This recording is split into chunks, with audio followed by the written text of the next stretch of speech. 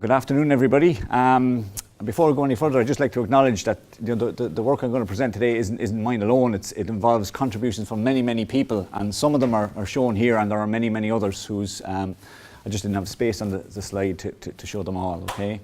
The way I've structured today's presentation is I'm going to start off by talking a little bit about myself, a little bit about my background, how I got to UCD, and then I'm going to tell you a little bit about the technologies that basically I work with, and then talk you through some examples of how we can use those in processing of foods. And I'm going to talk about it from two perspectives, either as alternative to existing processes or as strap-ins or add-in operations to existing processes to make them a little bit more intense and speed them up and so on.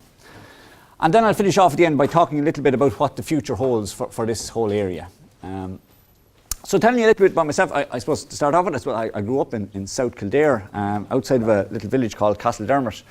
And we went to school and played football in the schoolyard. We used to play the townies versus the culchies. So in those days, I was a culchie, even by Castledermot standards. So that's where I grew up, and I was very much grew up involved in an agricultural environment. My dad was the manager of the cattle breeding station in Castledermot at that stage, and we had a small farm at home, and I used to go to sheep in Lyons Estate, and the various Holstein Friesian breeders' meetings and so on. So it was no great surprise, I suppose, in 1986. It was a no-brainer for me to come to UCD to do ag, which is what I did in 1986.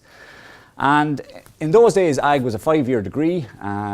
We did a practical year after 2 years, and then we came back to UCD for a further 2 years. I did a practical year in Multifarnham Ag College. And I came back to UCD, and my decision at that point was I opted for the agricultural chemistry option, which was a forerunner, if you like, of the food science degree. But it had much more of an agricultural content in it. We did all the production ag modules and so on. We're at Lyons Estate 1 day a week and so on. So it was quite different to the current food science programme. As I said, still with a lot of production ag included in it.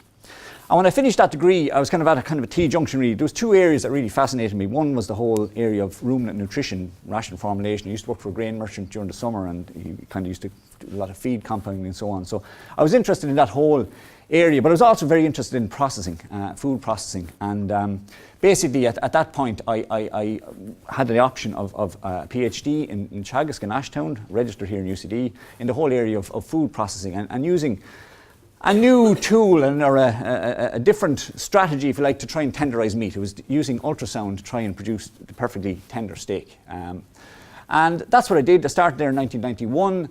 And basically, when I finished that a few years later, then I was at another T-junction, because things were starting to improve a little bit in funding terms and so on. So there was options in meat biochemistry to follow that path, or there was another option, or a riskier option in food processing, in the sense that it involved moving to another department in Ashtown, which wasn't traditionally a research department, and that's the route I chose. I enjoyed the food processing, and I went that route.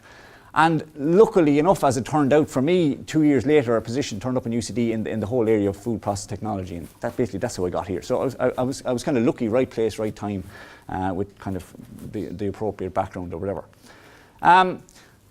So since I came here, then what I did was this term, you can say this sentence and it sounds very grandiose: building a food process technology capability, and you can sell that to industry and it sounds great and all the rest of it. But the reality of it is, it was very much a hard slog to try and do this. And I'll just mention Mick Cooney down there. He knows all about this. We basically had to build equipment. None of this stuff that I'm going to show you today is available in a Lennox catalogue. You can't buy it. You buy it, you buy a piece of it, you modify it, you change it, you're never happy with it.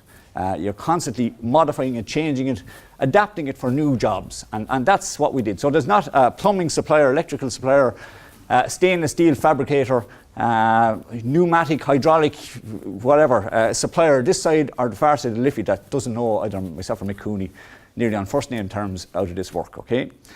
So what we did was basically over the years amassed a suite of technologies, and these technologies basically, some of them predominantly are used for heating foods, and their microwaves is one of them, which you're familiar with from the home. The first cousin of microwaves is the radio frequency wave, and then there's another form of heating known as ohmic heating, and I'll try and explain those to you very briefly in a second. The second category then are the non-thermal technologies, and we use these in foods, but we try not to heat the foods. We're not predominantly interested in heating foods with them. They will heat foods if you leave them there long enough. But as I said, that's not their mode of action. They work in a different way. And those technologies are basically high voltage pulse electric fields, 3 forms of ultrasound and 3 forms of light. Okay? And basically, we have a set of test rigs with each of those technologies. And effectively, I've coined the term a technology toolbox, because essentially I view them as a set of tools. They're tools we can pull out, use for different jobs, put them away, use a different job comes along, that's not the right tool, we use a different one. So that's the way I view them. They're just a set of tools that we can use in processing foods. Now, what do these tools do? They induce movement in a foodstuff, or they bring about structural changes in the foodstuff. And that combination, if you like, you can use in a whole raft or whole variety of different ways in the processing of foods. And today I'm going to give you a little insight into some of those. The type of structural change we're looking for, or we tend to see, tends to be very much at a micro level. So we kind of disrupt plant cells, we disrupt animal cells. We did a lot of work on disrupting microorganisms, in particular bacteria or yeast, fungi, so on. We can do all that. We even went after some organelles at some stage, but very much more at the microscopic scale. But those changes really arise from movement at a much deeper level, or a much smaller level in the foodstuffs. They really arise from movement at a nano level. So we're basically moving around ions, we're moving around water, we're moving around or distorting, pulling, stretching proteins. We're moving, inducing changes at the level of DNA and so on. And that's the kind of movement that we get. So it's very much nano-type movement. What I'm going to do now is just trying to introduce you to the various tools that we have. And I'm going to try and do this in a fairly straightforward way. Starting off with the ones that heat, the thermal technologies. The first one I'm going to talk to you through is what's called ohmic heating. And ohmic heating, you hear of nutrigenomics and proteomics and all those kind of things. Now, this is very different. This goes back to Ohm's law. It's one of the fundamental laws of electricity. And basically, ohmic heating is a very, very simple thing. It involves applying mains electricity to foodstuffs, basically. And as an example, to illustrate it here, if you can imagine, that's a sausage sitting there on the table. And if we took that sausage, and into that sausage we placed 2 metal electrodes, one at either end. And basically those electrodes are going to serve as basically, or those 2 forks, are going to serve as electrodes. And if we then came along and we took an AC supply, like that socket in the wall there, and we wired up those 2 metal forks to that socket, what we would get if we didn't kill ourselves in the process would be a flow of current through that foodstuff, and it would basically heat. And in a nutshell, that's what ohmic heating is. It's using electricity in a very, very, very direct way. So it's a very, very efficient way to use electricity, but we use it to heat foodstuffs. And I'll tell you a little bit in a second about how that happens. Okay? Now, the reality is, they're not quite as crude as this. It's a little bit fancier, a little bit lovely shiny steel, stainless steel boxes with all sorts of health and safety features built in around it and so on. But at the heart of it, that's what ohmic heating does. The second group then are the radiative forms. So we have radio frequency and microwave heating. And basically, they're forms of electromagnetic radiation. So like light, they'll be reflected off things, they'll transmit through things, or they'll be absorbed by things. And it's the absorbing by things is really what we're after when it comes to heating. We're trying to get this electromagnetic radiation absorbed into foodstuffs, and by being absorbed in foodstuff, it induces heating, basically. And we can use that in a variety of ways for pasteurizing foods, for UHT processing of foods. Did a lot of work on defrosting foods as well. Which is, food manufacturers sometimes keep a stock of frozen goods that they have to defrost in a hurry, and this is a very valuable tool in that application. And you can apply them to solids and liquids. It doesn't necessarily matter, you can do either.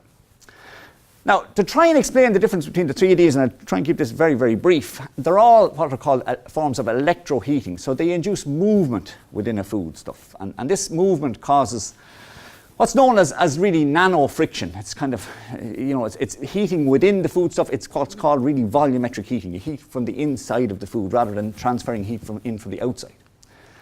And to quickly distinguish between the three of them, this one on the left, these three blue stabs represent the same food product heated by three different technologies. The one on the left, we're going to heat by ohmic heating. The one on the right, we're going to heat by microwave. So the one on the left, you've got a pair of electrodes, like two forks I showed you before, in contact with the food stuff.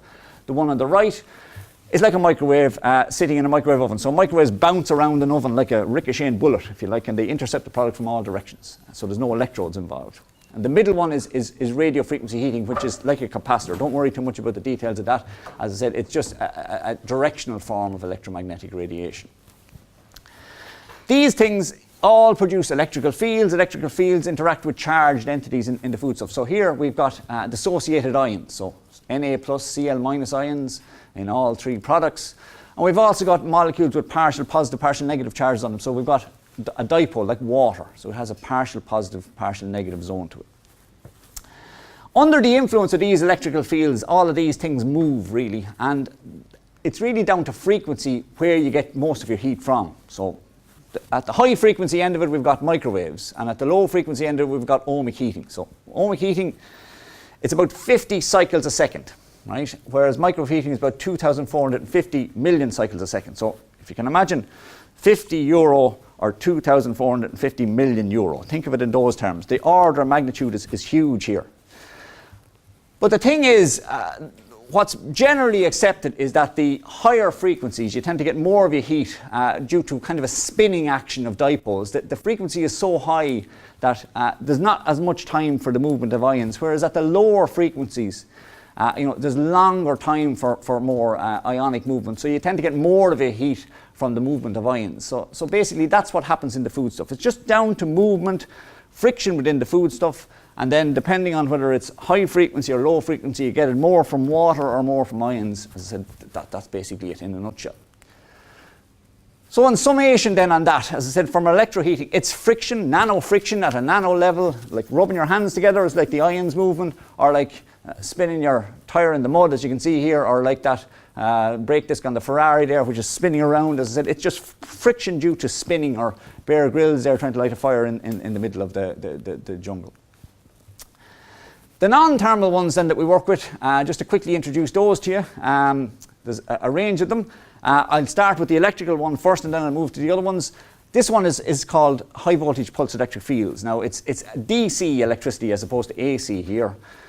But the voltages are massive. They're, here you've got 220 volts in the mains there. Here we're talking about 50, up to 50,000 volts kind of thing. So massive electrical pressures here, applied albeit for very, very short periods of time, about 0.000 4 zeros and a 2 of a second is kind of typically a duration of a pulse, and you can apply a very short number of these or more of them. But the overall exposure time to the electricity is generally well less than 1 second, right? So it's very, very short treatment times in most cases anyway. What those big voltages do is they pull ions, and they pull them in such a way as they literally will pull through membranes. They break down walls, if you want to think of it crudely like that. They literally break surfaces, break through them and so on. And that can be harnessed in a whole variety of ways. I mean, the molecular people will use that for maybe introducing genetic material, or they introduce molecules into cells where you can form these permanent pores that will reseal afterwards. But when we use it in food processing, we're looking for complete destruction, a total catastrophic failure of the membrane. That's essentially what we're after. So we apply very severe conditions in order to induce that. And that's a very, very powerful weapon, because what you can use that for is many, many different things. You can use it to kill bugs if you want to. You can use it to soften tissues, which is used commercially.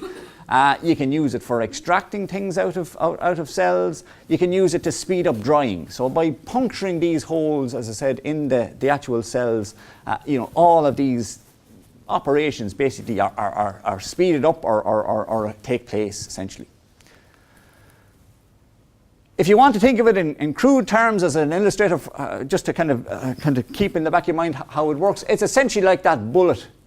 It's a very crude way to describe it now, but that bullet shooting through the apple there, it literally punctures holes, like putting your fist through the wall kind of thing. It leaves holes in the cell, and basically that's, as I said, either lets things leach out or it kills the cell if it's in the case of a microorganism. And these are permanent holes as opposed to what would be used, say, for in molecular technologies. The next one then is ultrasound, and ultrasound is a form of sound. It's above the threshold of human hearing, which around this, if we went around the room, we'd all have slightly different thresholds of human hearing, but about 18 kilohertz is the threshold of human hearing typically. And I put up there a loudspeaker, and we don't use loudspeakers to generate ultrasound, but I put it up there just to kind of give you the concept of how ultrasound works. If you stand in front of a loudspeaker and you look at the face, it pushes in and pulls back. So if you go to go to Bruce Springsteen or someone to actually stand in front of the speakers there, you'll actually feel the sound pushing you. It's a longitudinal wave is the way sound transmits, as opposed to a transverse wave when you throw a pebble into a pool of water. So it's not generated by a speaker, but that's just, as I said, for an illustrative purpose. Now, ultrasound you will have come across or heard of probably in medical diagnostic applications. Some of you, anyway, will have heard of it. And it's used in a very, very low energy form for that purpose. Different frequencies to the ones we use, different intensities to the ones we use. And you can use the echoes coming back to construct images and so on. And it's a very powerful diagnostic technology when it's used in that way. The way we use it in food processing is in a very different form. It's a much more intense form of ultrasound, very high power, high intensity ultrasound. As I said, and that high power, high intensity ultrasound, as I said, introduces these waves into foodstuffs, which push and pull very, very vigorously. And that pressure cycle, or that pushing and pulling, you can use it in all sorts of ways. You can use it to push brines into, I'll just leave it up there for a second again, it's like a concertina effect. And it's associated with a phenomenon known as cavitation. So that's what that bubble is there. And that pushing and pulling of the ultrasound cycle, you can use it to push brine into meats to accelerate curing. You can use it to push heat into products to speed up heating. You can use it during cooking to clean products.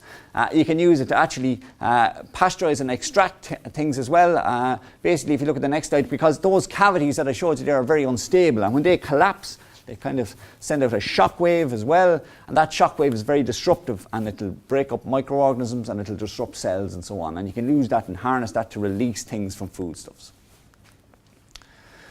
So thinking of it in terms of how it works, and again, this is very, very crude. I'll be shot in places. Sorry, I shouldn't even use that. I think the CIA will have some sort of a moratorium on me at the moment. I'm after downloading so many kind of images of grenades and guns in the last few days. But it's a shockwave, really. That's what it is. That's what. So that you can see there that jet fighter. Again, breaking the sound barrier, and it's a shock wave, and it destroys like a grenade or whatever. It just breaks things up, albeit it's an implosion as opposed to an explosion.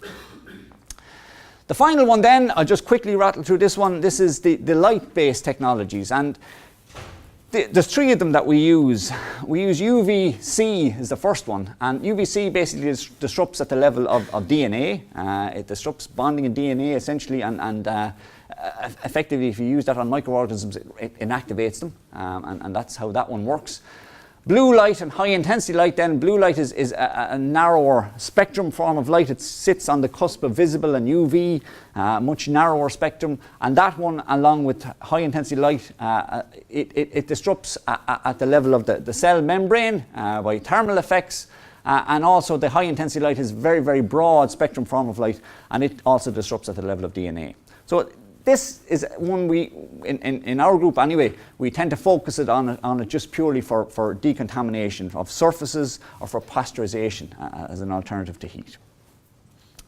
So that's it. So that's basically the tools that we have. And just to summarize on them, as I said, the three: microwave, ohmic, radio frequency heating. It's friction-based heating.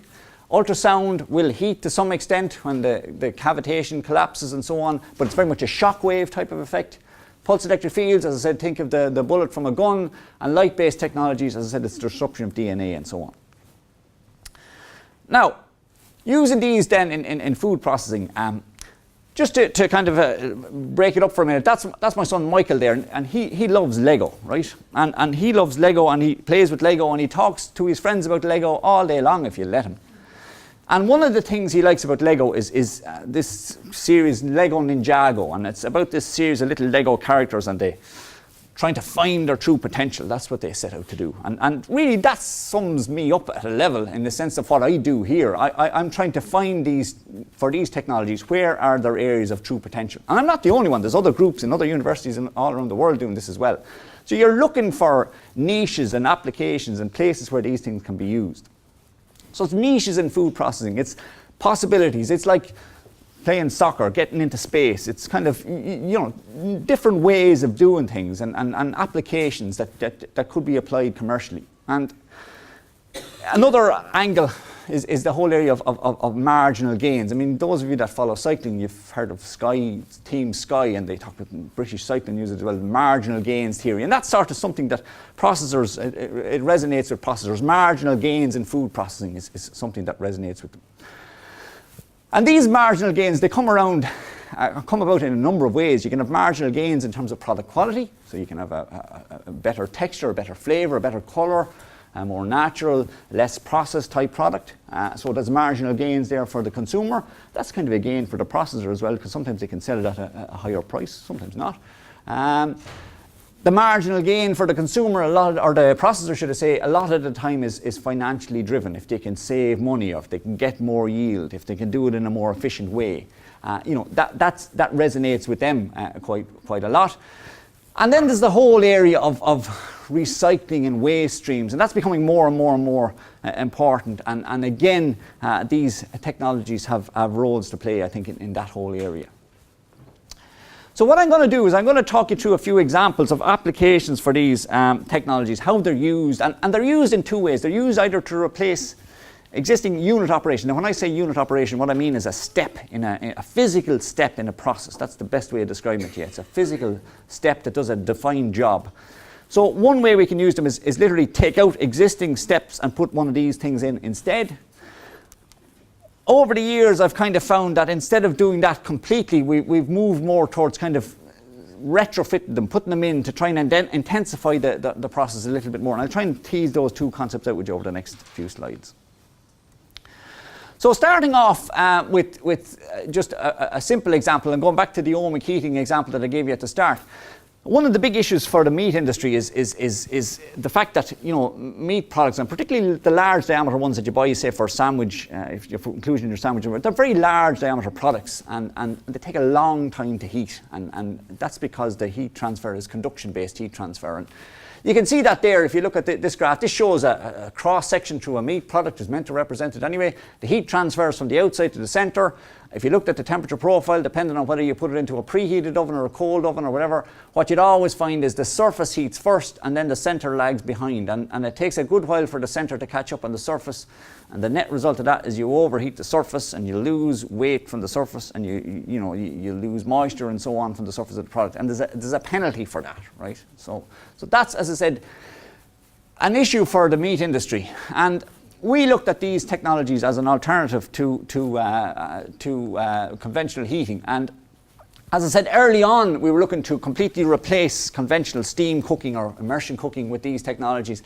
Nowadays, we've moved more towards really combining them with existing heating. And the way we've come to now is basically we use the alternative heating technologies like the Ohmic Heating just to bring the product up to temperature, right? So you bring the product up to temperature, and then you transfer it into, that's the hard part, that's the slow part. That's the bit that takes the time. And when you've got it up to that temperature, then you can hold it very easily and very cheaply by just immersing it in water or by putting it in a steam oven or something like that. So it's a less complex holding time, and you get the benefit of the time reduction in the heat up because you're generating the heat volumetrically. So typically that would be kind of crudely what it would look like. So you'd have your ohmic radio frequency heating phase here to bring the product rapidly up to temperature. Then you just hold it for the required time in hot air and water, and then you cool it back down again, right? So what that does is it means that at the moment all meat products are cooked really, unless you're talking about rashers or crispy bacon, that sort of stuff, small stuff. The big stuff is cooked in big batches and it takes a long time. So this really means that with this technology that you can cook these large diameter stuff on a continuous basis. And you can see again here, this is a temperature profile. You can see, 2 hours for this particular product, and then, about 6 minutes cooked ohmically, and then you can hold it for whatever length of time you want, but it's still considerably shorter time. And this shows some work. We've been at this for a long time. This is work from last year. This was done in Denmark. It's a trial that we did in a factory in Denmark in one of the biggest meat processors in Europe, a company called Tulip International. They're a very big Danish pork processor. And as I said, this was a trial done. You can see here, these are 3.5 kilo rolls of meat products. So you got 9 kilos of meat being cooked in there, as I said, under Ohmic heating, and then held at the temperature in water. We also more recently got involved with another company called Royal Greenland, and they're involved in the shrimp industry. They're huge producers of shrimp up in Greenland, and at the moment they cook their shrimp by steam, but they're very interested in exploring ohmic technology for that as well. And I suppose this is just a simple example to illustrate you. This is a conventionally steam cooked shrimp, and you can see there the orange represents just a steam environment as the shrimp enters into the cooker, and the red represents the tail, and the blue represents the head, and the green represents the body. And you can see there, looking at the three profiles, like the tail heats up very, very rapidly and goes up to a very high temperature while you're waiting for the body and the head to catch up, okay?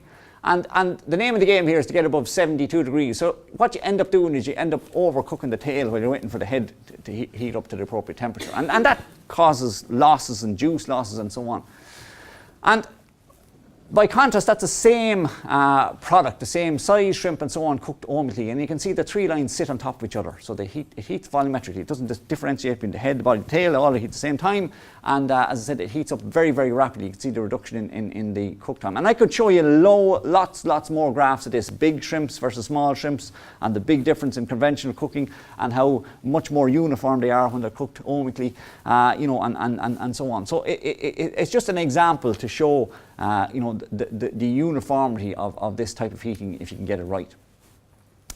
In terms of meat, we've I'd say this is about 26 or 7 papers on this at this stage.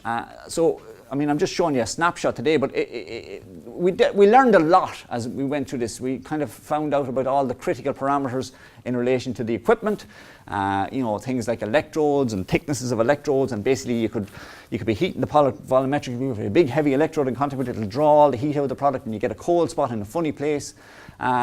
We also learned about the actual product itself and the key ingredients and how they influence the heating rate. And things like salt or ionic ingredients, they have huge impact. Fat has a very different impact. It's a poor conductor, and it reduces conductivity.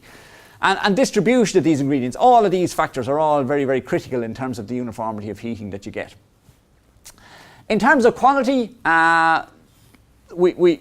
ohmically heated products are comparable or superior, at least comparable in quality to conventionally cooked. What you'll find actually, we did some work on turkey where we compared the outside of a turkey roll to the center of a turkey roll, and there's a difference in the texture from the outside to the inside, whereas with the ohmically cooked it's the same all through. It's the same inside and outside. You also see with colour here, you can see here the conventionally cooked, like your Sunday roast, it's a darker outer colour, whereas with the ohmically cooked, it's a more uniform colour throughout. You don't get this overheating at the outside, which, that's fine if you're cooking your Sunday roast, but if you're slicing this stuff at the end of the day, that dark outer coating doesn't matter, and in fact you're losing money by overheating that region of the product. So as I said, this is a better option, as I said, in terms of yield and so on. So yield-wise, processors like this because the product doesn't lose as much water, and they have a greater yield of product at the end of the day. So that's, as I said, one example of stuff we did. So there's a lot of benefits for processors here in terms of quality. It's comparable in terms of yield and so on. There's a lot of fundamental stuff to be done around control and so on. So it's at the kind of final stages in that sense. But the impact to date academically has been quite large. We have a lot of papers, and as I said, they're cited quite a lot. But commercially, as I said, a lot of interest, but it just hasn't quite got to market yet. As I said, we've had those two different works with those two companies, as I said, and they were very, very exciting. But and there's other companies involved as well. But as I said, it hasn't quite just reached the commercial uptake yet. But it's nearly there. This kind of work takes time. You need patience for it. You have to build a kind of a foundation knowledge. There can be a stop-start to it, so they can kind of be very interested, and then it stops for a few months, and then they resurrect it again. At the end of the day, when it comes down to changing something completely, going to something completely new, sometimes you'll find those with the purchasing power, they can be a little bit more conservative, and particularly the larger companies. So as I said, the SME type companies, they tend to be a little bit less risk averse. But really, to push it forward to the final stage, it really requires a three-way partnership between an academic, an equipment manufacturer, and a processor, really. So that's one example. Other ways we've used this, and I won't go into the detail now, but another interesting area for using this technology is in these high protein beverages. I mean, at the moment, most of those products are sold as powders. You reconstitute them yourself. You mix the powder in a shaker and you drink it there and then. Processors would love to be able to sell that in a ready-to-drink format, the way they sell the high carbohydrate stuff. So the way they sell the Lucozade Sport and so on, they'd love to be able to do the same with the whey-based beverages. But it's difficult because there's a problem with fouling. Now, when I say fouling, I'm talking about, think of scrambled egg in your saucepan at home, that burn onto a heat transfer surface. That can be an issue with whey, and as I said, that burn-on or fouling is problematic, and as I said, for that reason, conventional heating isn't very successful. But this form of ohmic heating, known as cooled electrode ohmic heating, potentially is, because with cooled electrode, that just shows conventional heating, you see the build-up of the foul on the heat transfer surface there, and that's typically the type of thing you're talking about. But with this form of ohmic heating, this is called cooled electrode ohmic heating. So what we do here is we have our two electrodes once again, and we cool them this time round. So we just keep the electrodes lovely and cool, so there's no metal for anything to burn onto. And on the other side, we have Teflon or non-stick surfaces. And with that type of ohmic heating, you can avoid this fouling taking place, and it's a potential tool towards in the production of these high protein beverages. Okay, now for something completely different. Another area that we've looked at is the whole crab industry, and Ireland produces quite a significant amount of red crab, and at the moment a lot of that crab is exported live to France. And the trouble with exporting crab live is it incurs significant losses. You lose about 30% of the crab when they're transported in live crates and so on. You get up to 30% losses on the trip, and that's economically not good. What they do to try and add value to it locally is the processors sometimes cook it, and the way they cook it is they just immerse it in hot water. And what happens when they cook the crab, it basically you get a cook loss or a cook exudate adhering to the shell of the crab, and that cook exudate at the end of cooking has to be removed, has to be washed off. So that means they have to recontaminate the crab by spraying it with cold water, and that requires a second heat step to make the product safe. So it's kind of a double cook operation, as I said, is what's currently used. And the net effect of that is Irish crab when it goes to France. It's competing against product which is cooked in store and so on. So from a quality point of view, it's at a disadvantage, as I said, compared to stuff that's cooked locally because of this second cooking step. So what we set out to do is we looked at using ultrasound to cook the crab. So we looked at cooking the crab, but in a conventional, in an off-the-shelf, in this case, although we did modify it quite significantly, I'll show you that in a second, an off-the-shelf ultrasound bath, and that off-the-shelf we used to put our crabs in there, and we cooked the crabs in the ultrasound bath. And basically that did two things. The first thing it did was it speeded up the heating of the crab, so you could cook the crab in a shorter space of time. You could see the temperature profile there for the ultrasonically cooked product, and then the one without ultrasound. You can see that the time it takes to get to your target F value is much shorter in the crab cooked under ultrasound, whereas the other one takes a bit longer. So that's good in terms of throughput. But the big benefit of it really was the cleaning action of ultrasound. And if you look at it here, I should have made this graph a little bit bigger, it shows the turbidity of the water. And basically crab, when they come in, they kind of got a lot of debris on underneath them, when you put them into the tank. And that debris is kind of stuck in little hard to reach places basically, and a lot of that debris stays adhered to the crab even through conventional cooking. Whereas with ultrasound, what happens is dentists use ultrasound, for example, to clean false teeth, or jewelers use them to clean intricate pieces of jewellery. It cleans in awkward to reach places, and that was our idea, to try and use the ultrasound to clean the crab. And indeed it did. You can see the turbidity of the water went up very, very rapidly when it was cooked under ultrasound. And the net effect of that is, this image is quite striking, I think. It shows the wash water on the left in crab that was cooked conventionally. So at the end of cooking we had to wash it out, and this is worked at Santiago there did. You can see the crab was washed at the end, and you can see how murky the water is basically. And this is the same a similar crab cooked under ultrasound, and you can see the wash water is nearly clear, not quite clear, but not far off it. And that's down to the cleaning action of the ultrasound, basically, because it has cleaned the crab. So it opens up the whole possibility of cooking crab in a single step. And we've got around the ultrasonic bath now, we have kind of filters and heat exchangers and so on, so we can cook and cool the crab in the one tank and recover heat and so on. So that's an interesting, very simple application. But to be honest with you, that one could actually, I could see that one possibly taken off, sometime in the future. It's so simple and so straightforward and so easy to implement. And as I said, it does produce a better quality product at the end of the day. Moving away from heat for a second, this is a kind of a useful graph, one that we often come back to, and I'll just quickly mention it to you. It shows two lines, right? One is basically that F0 value is basically the threshold for, we'll call it for food safety. So you want to be, if you're a food processor and you're producing a ready-to-eat product, you want to be above that line. That's the name of the game, for the product to be safe. The other line represents, that one is for micro, this one is for chemistry. So above that line, the product is chemically cooked. So one is microbially safe, the other is chemically cooked. And you can see they're two different lines. They don't quite line up exactly. And as a result of that, there's four possible states a product can be in at the end of a heat process. It can be completely raw, so chemically uncooked, unsterilized, unpasteurized. That's one outcome. The other outcome, which, the classic example here would be the center of a rare steak. It's cooked, but it's unsterilized or unpasteurized. So the surface is cooked, and to some consumers' palates, it's perfectly cooked. They like the way it is. But in the strictest sense of the word now, it's not strictly pasteurized or whatever. It's generally incredibly safe. I eat it all the time myself because the surface is where the bugs reside and there's no issue there. But that's another possible outcome. So you can have the product chemically cooked but unsterilized or unpasteurized. The other outcome is where the product is uncooked, so it's not chemically cooked but it's microbiologically good to go. And then you have the cooked and sterilized products.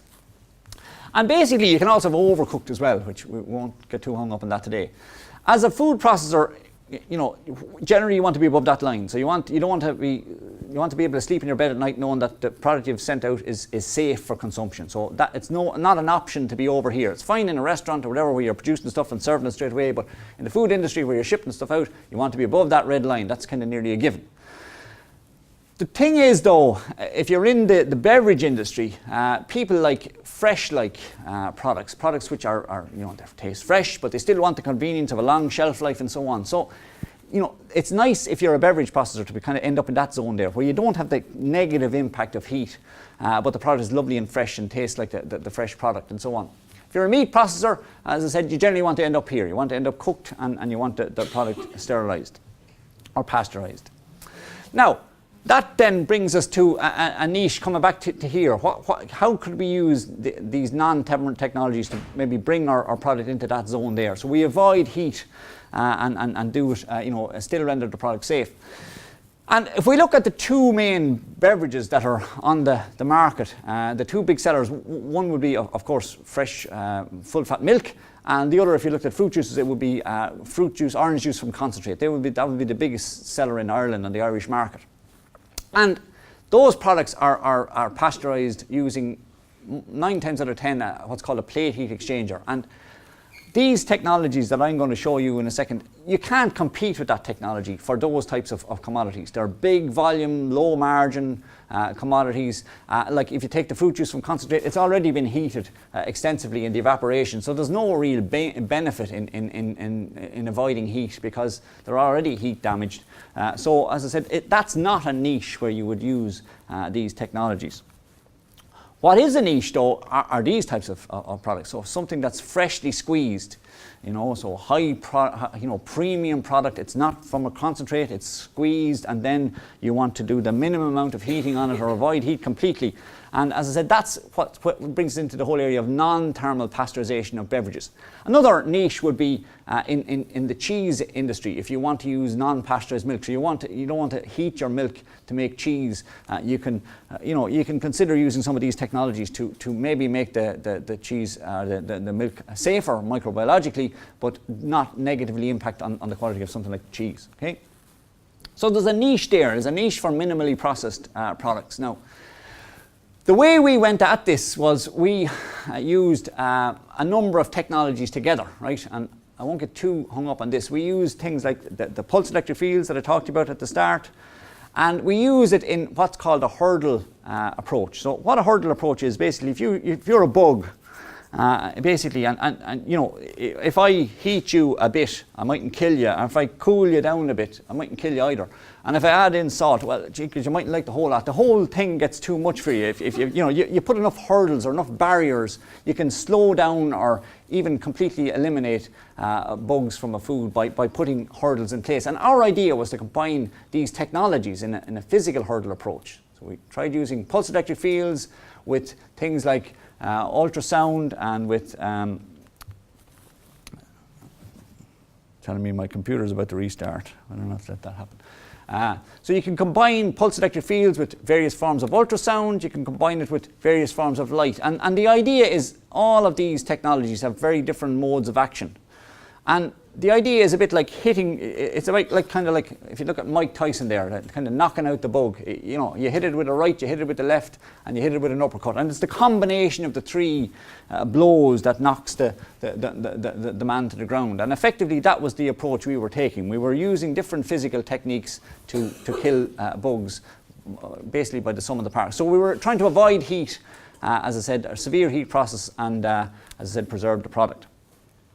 Now, what we were after in all of that, and this is a very, very, very crude example to illustrate it, we were looking for synergies where basically the two technologies would help each other. Now, this is a very, very crude illustration of a synergy, but if you can imagine, that's a microbial cell, and inside the cell there's the DNA, and say we want to use something like a light technology to disrupt that DNA. Okay, so something like high intensity light pulses. So for the light technology to work, it needs to get into the cell to disrupt the DNA.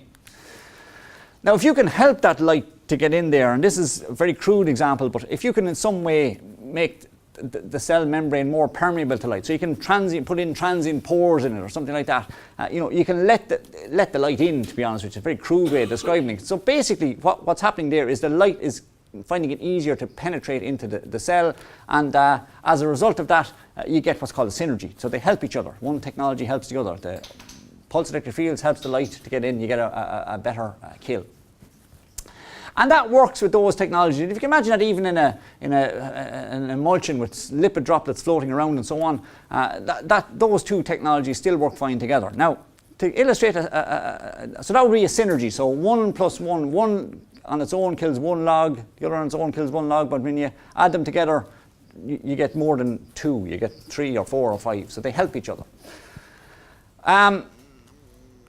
Antagonism then is the other thing that can happen, and this is where they interfere with each other. So if you look at it from another perspective, instead of pulse electric fields, if we use ultrasound still disrupts cell membranes, but it also, because of the shockwave thing, it breaks up droplets, so it forms emulsions. So what, again, as a crude example, what could happen with ultrasound, with light, would be that the ultrasound would form an emulsion. So the liquid surrounding the cell would become more opaque. So in actual fact, the presence of ultrasound would interfere with the action of the light. So that's a synergy as opposed to an antagonism. So in this case, one technology interferes with the other, right?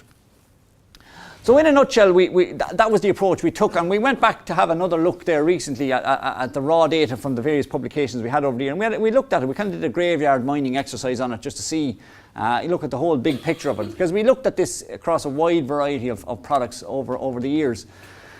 And what we found, basically, if you look at this line shows microbial inactivation. So, some cases we're up to 6, nearly 7 log of microbial inactivation in some cases here. Some cases we're not quite. And that black line represents one technology on its own. So it represents the microbial inactivation in that product with, say, pulse electric fields on its own. And the bar represents the additional effect that was achieved by strapping in another technology or adding in another technology as a hurdle. And you can see in all cases, the lines were above the black line. You killed more by adding in a second technology than you did on its own, right? So you got a benefit from it. But was that benefit just an additive thing, or was it a synergistic thing? Well, basically our best interpretation of it was really, it was predominantly additive in nature. We didn't tend to find that much synergy where one really helped the other. But it was largely additive in the vast majority of cases. One thing to bear in mind is just this, by combining these things together, individually these things are viewed as being energy efficient, but when you start adding them together, they start to become, you're starting putting in more and more and more energy. So when we compare them to conventional heating, in some cases, the combined alternative was actually more energy intense than the one we were trying to replace. So just to be mindful of that, sometimes, as I said, it can actually be more energy inefficient. But if it's a premium product, you might be able to justify that if the quality is better. Okay, so that's, as I said, just hurdle technologies and using these technologies in combinations. Other approaches then that we used were with light-based technologies and ultrasound were for surface decontamination. So things like, worked a bit with Paul White a few years ago, we were looking at Campylobacter in chicken and trying to reduce the incidence of that with various technologies. At the moment he's working on salmon, again more or less looking at microbial decontamination or reduction of microbial load on the surface of salmon or other fish. We also looked at it in the processing environment using ultrasound or light to decontaminate conveyor belts or stainless steel surfaces and so on, packaging, and it showed quite a lot of promise in that regard. Another project we had was in the area of powdered infant formula and using light-based technologies to decontaminate the surface of powders. And just as a quick result of that, this shows just some microbial inactivation trials in powdered infant formula. So powdered infant formula, you're probably aware, it's not a sterile substance. When you reconstitute the powdered infant formula, you have to do it at a particular temperature because there's a risk of a bug called Chronobacter sakazaki, and you have to reconstitute in an appropriate way at an appropriate temperature to inactivate that bug and so on. And it has spores in it and all sorts of things. So what we did was we tried to use light-based technologies to kill off the bugs from the surface of the powders. And what we found, it was 3-4 log reduction of some of these bugs. And a 3 or a 4 log reduction, if you think of Dettol in the home, right? Dettol is 99.9%, kills 99.9% of known bugs. What that is really is a 3 log reduction. So we were getting kind of like the equivalent. It's not complete elimination of bugs, but if you spin it in the right way, it still sounds very kind of good to be killing 4 logs. You're killing 99.99% of various organisms. So the various ones were Salmonella typhimurium, Chronobacter sakazaki, Listeria nokia. We're getting up to 4 log reductions in some of those things. With lighter UVC. So it's promising results. Challenging work when you're dealing with powders and trying to get the dosage onto the surface of the powder. But as I said, it was promising work nonetheless.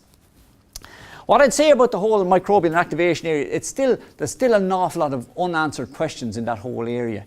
You talk to Shay Fanning and people like that, it's very much a valley of uncertainty to some extent as to how these things work. So there's still a lot of work to be done in terms of microbial inactivation at a more fundamental level and the impact of these technologies, and something we hope to work on in the future.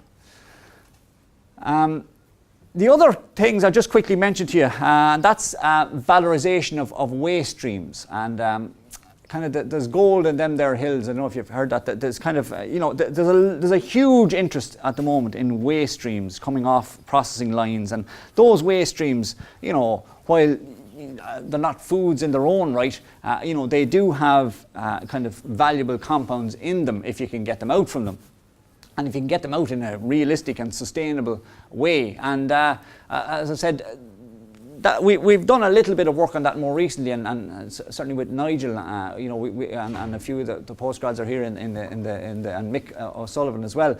So we've looked at things like brewer spent grains and trying to extract compounds from that. We've looked at, you know, mushroom stalks. We've looked at potato peelings. There's a lot of potato peelings in Ireland. So looking at different compounds and trying to extract them from those matrices. And you know, we found, for example, if you took a look at glycoalkaloids from potato peel, you know, we got up to a 30% increase in the amount of glycoalkaloids from potato peels with pulse electric fields. So we were able to, you know, increase the yield of those compounds with this technology. Brewer's spent grain, by contrast, we were looking for beta-glucans from that, and brewer's spent grain is, you know, it doesn't have the name spent grain for any, you know, it has fairly low levels of these compounds in there, and we didn't find much benefit in that particular approach. But it's an interesting area, and with the right waste stream, you know, you could get some very valuable substances out there. Mick O'Sullivan currently is looking at things like looking more at the meat side and looking at the pancreas and trying to extract compounds from that. So, you know, that's another value or kind of interesting approach that you can take with these technologies, trying to release these substances. The point I'd make with them is really, and Nick Holden has said this much more eloquently than I can before, but you know, if there's valuable compounds in there, you have to be careful with the matrix that you choose to work with. You know, there's no point in digging up an entire mountain just looking for one little nugget of gold there. You have to, you know, it has to be something that's there in a reasonable amount that you can get out fairly rapidly. And really, you know, if you're going to go into this work, you need to kind of back kind of winners, ones that are going to you know, they're going to yield returns for you. Otherwise, you can spend a lot of time, you know, trying to extract things that really there's not a huge amount of benefit in it. So that's one other area. The other thing, just to quickly mention then, and it's in the extraction area or in the mass transfer area, we did a lot of work on curing, you know, making hams and so on, and using these technologies like ultrasound and pulse electric fields to drive cures into meats. And you know, we saw some nice results in that, and we got some nice papers from that. You know, and very well received they were indeed also. But the thing is, it's down to how, you know, when you really stand back and look at it, you know, when you're finished, how sustainable is it? Is it really something that you could ever scale up to? We scaled it up to a certain point, but to scale it up to a full-scale production, I'm not so sure about that. It's certainly very, very interesting, and we learned a lot from it, but I'm not necessarily sure if we could kind of apply that in a commercial setting. Some work we did with Chagskin and Ashdown a few years ago, and one of our students there, Ciara MacDonald. What is very interesting, and Nigel Brunton is working on this at the moment. He is a European Horizon 2020 project, and indeed yesterday they were down in a factory down in Tipperary, and they were installing a small pulse electric field unit. And the idea there is they're using it to treat the apple mash, and it breaks up the apple cells, so you get a better yield of juice from the apples, and that's certainly something that it's on this project. They're looking at olives, they're looking at I think they're looking at grapes, they're looking at tomatoes, and basically trying to extract juices and improve yields from those commodities using these technologies, and that's certainly something that's very interesting. Another area that we worked on, I just quickly mentioned it, was pre-treating meats before curing. So not trying to drive the brine into them, but just actually pre-treating them. And we got some interesting results with that, where they took up more brine and so on with the pre-treatments we applied. So that's, as I said, another approach. So it's energy efficient, you get a yield gain, and you reduce your process time and so on. I think this is the final one I'll mention to you. This is another area that we did some work on, and it's tenderising and softening of tissues. And this, if you look at pulse electric fields, this is probably the most significant commercial application so far for pulse electric field processing. This is very, very large. If you think of McDonald's chips, basically they're exposed to this technology. This is a continuous system, so they are meant to represent full-size potatoes. So we're not talking about microbial cells here now. This is full-size potatoes being pumped through a tube. And as they're pumped through the tube and exposed to this electrical field, what happens is it softens the potato. So the benefit of that is, first and foremost, if you're in the chip business, it's easier to cut them. There's less energy involved with cutting them up. But there's another plus from that, because in disrupting the cells, they release water. And you get a film of water on the outside. So when it comes to frying them, that film of water kind of serves as a little barrier. So they take up about 3% less fat. Now, nutritionally, that you can't make any claims about that, but you can certainly save a lot of oil by doing it. And that's why this kind of niche has been so successful. And as I said, we worked in that space as well, but there's quite a number of these large systems going out now that are producing many, up to 50 tons an hour and even greater scale systems being shipped out to the potato industry, and it's becoming a very, very common and routine practice nowadays. We also did a little bit on meat and trying to tenderize meat and so on. Didn't meet with the same success in that, but it's sort of still work that's kind of ongoing, and there's other groups working on it as well, but certainly in our experience it didn't show the same the promise maybe that other groups found, but anyway, that's basically it. So that's it. So that's the potatoes, less fat uptake, energy saving and so on. So that's it. So really, to sum up, what's been achieved so far, and there's I could give many other examples, but I suppose so far what we've built up is a sort of a foundation of knowledge around these technologies, how they work, how they interact with foods, and that foundation of knowledge, I think, will serve us well going forward, because we understand them a lot better than we did when we started on this road. We've also built a reputation in the scientific literature, but also with companies that make these things. They work with us and they trust us and they deal with us, and they're happy to deal with us, and they'll give us a loan of stuff or whatever we need. They sort of are very, very good to us. And that relationship has only basically been built up through time and through interaction with these companies. There's a lot of... Am I all right for time? No, it's nothing. It's just Siri came over. Grand. Sorry, yeah, I'm nearly done now anyway. So we've a lot still to do academically. There's a lot of fundamentals, in areas like, as I said, microbiology and cooking chemistry and so on. A lot still to be done in that space. But in terms of commercial uptake, if we look at these technologies for replacing existing operations on established products, that's a long-term thing. That's not going to happen overnight. Processors are not going to suddenly change. They're going to take a little bit of time to think that through. But what is interesting is new products, new operations for new products. Like, there's a whole change in the landscape at the moment with this whole interest in waste streams and recycling and trying to extract, as Pat Wall says, sometimes he uses the term trying to get the curry from the slurry. It's sort of that type of thing. It's a very an area which is very, very open at the moment, and the bioeconomy and so on. So there's a lot of exciting opportunities for these technologies down the line. It will require a kind of three-way collaboration between places like ourselves. We found best that it works with a food company and an equipment manufacturer together, and it can either be just those three involved, or if a funding agency is involved as well, it certainly can be helped, can help to realise the potential. But you don't necessarily need the funding agency. Sometimes the companies are happy to fund it themselves.